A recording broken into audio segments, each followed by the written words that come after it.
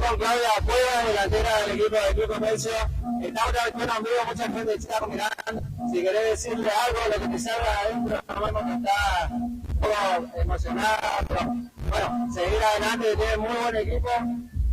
La tribuna nosotros estábamos viendo jugar muy bien, con muchas situaciones claras. Pero en el fútbol pasa esta cosa, cuando uno no hace los goles a veces se complica. ¿Qué nos puede contar? ¿Qué le puede decir a la gente? Bueno, buenas noches primeramente, muchas gracias por la predisposición, por escucharnos principalmente, la verdad que sí, estamos emocionadas todas las chicas, nos mentalizamos solamente durante la semana a trabajar para cambiar el resultado, entramos al primer tiempo, situaciones que por ahí vamos a aprovechar. Y después nos costó muchísimo, el que ellos nos colocó totalmente, nos sufrimos por ahí a comprar por línea y la terminamos quedando, pero llegar a en una final con un equipo muy difícil, se nota el trabajo que hay, estamos orgullosa de jugar con un rival con esa jerarquía, sinceramente, a seguir trabajando.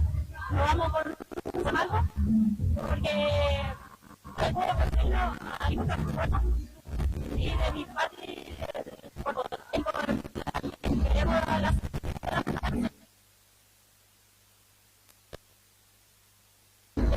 el fútbol le pone que más nos gusta a todos y que sinceramente de nuestra parte es agradecimiento total, porque gracias a ellos hoy estamos acá.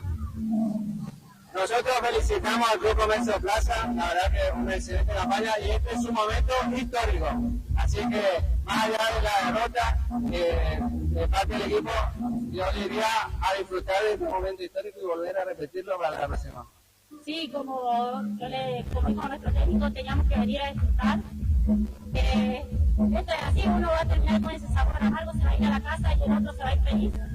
Pero esta experiencia es única, que le sirva a las más chicas para seguir trabajando a futuro, obviamente, y que viva todo, porque sinceramente es un hermoso deporte. Muchas gracias.